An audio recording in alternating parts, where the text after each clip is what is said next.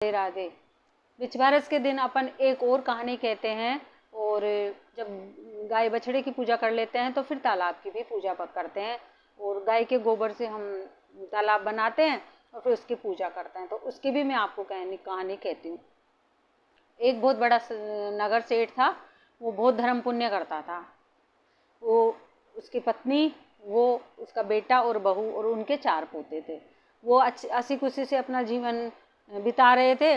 लेकिन सेठ जी को एक चिंता हमेशा सताती थी कि वो उन्होंने जितने भी तालाब खुदवाए, बावड़ियाँ बनवाई, तो एक में भी पानी नहीं होता था। अब वो सेठ जी बहुत चिंतित हुए। एक दिन वो किसी पंडित के पास गए। पंडित से पूछे कि पंडित जी, मैं बहुत धर्म करता हूँ, मैंने बगीचे लगवाए, बावड़ियाँ बनवाई, तालाब खुदवाए, लेकिन पानी किसी में नहीं होता।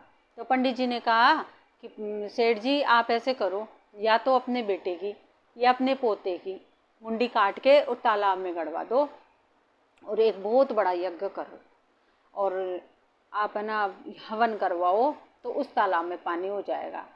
तो पंडित जी तो बता दिए, लेकिन सेठ जी बहुत चिंतित हो गए। वो आके घर पे और उदास होके बैठ गए। तो सेठानी जी ने कहा कि पंडित जी, आप सेठ जी, पंडित जी ने आपको क्या कहा? कि भाई उसने जो बताया ना, मैं तेरे को बता तो दूंगा, लेकिन मैं कर नहीं सकता। बोले, ऐसा क्या बता दिया जो अपन नहीं कर सकते? कि पंडित जी ने ये कहा है कि या तो पोते की या बेटे की मुंडी काट के तालाब में गड़वाओ, तब पानी होगा। तो मेरे एक ही तो बेटा है और पोतों पे मेरा कोई जोर नहीं है, तो मैं क्या करूं? तो फिर सेठानी जी ने कहा कि आप ऐसे करो, मेरे ऊपर छोड़ दो कि तू क्या करेगी। बोली, मैं तो सब कुछ कर लूँगी। अब सुबह ना वो उठी सेठानी और अपनी बहू को बोली, बहू तेरे पियर से बुलावा आया है, तो तू अपने पियर चली जा। बहू को पियर भेज दिया। आज्ञाकारी बहू थी, पियर चली गई। अब उसने, सेठानी ने क्या किया कि बड़े पोते को लाई और उसकी मुंडी काट के और तालाब में गड़वा दिया। अब बहुत बड़ा यज्ञ हुआ। बहू का पियर कहीं पास ही गांव में था, तो उसके पास सूचना पहुंच गई कि भाई तेरे ससुर जी ने तो बहुत बड़ा यज्ञ करवाया है और तू नहीं गई क्या? तो वो तो बिन बुलाए ही चली गई कि मैं तो बिन बुलाए ही चली जाती हूँ, मुझे तो किसी ने बुलाया नहीं, पर मैं तो बिन बुलाए ही चली जाती हूँ। वो चली गई। अब वो चारों तरफ देखे, बहुत लोगों का मेला भरा हुआ है, सास ससुर, उसके 3 बेटे, सब है वहाँ पे, लेकिन एक बड़ा बेटा उसको दिखाई नहीं दिया। तो उसने अपनी सास से पूछा कि सासू जी, ये 3 बच्चे तो यहाँ हैं, तो एक कहाँ गया? तो सास तो घबरा गई।